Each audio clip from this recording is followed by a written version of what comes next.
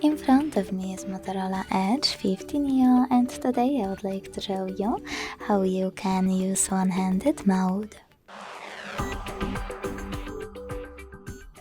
Begin by opening Settings and scrolling down to access gestures.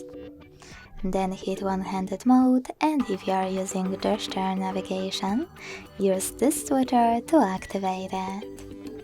Then make sure that pull screen into reach is on and follow all of those instructions.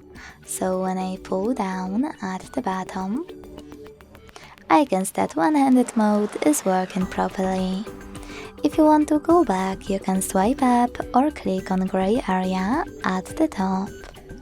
To disable one-handed mode, use the same switcher as before. If you are using Tricks navigation though, you can always tap on this switcher next to one-handed mode shortcut instead. Hit Got It and tap on the shortcut to use one-handed mode. To disable it, click on the same switcher.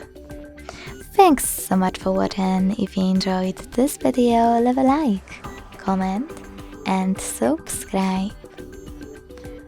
Bye!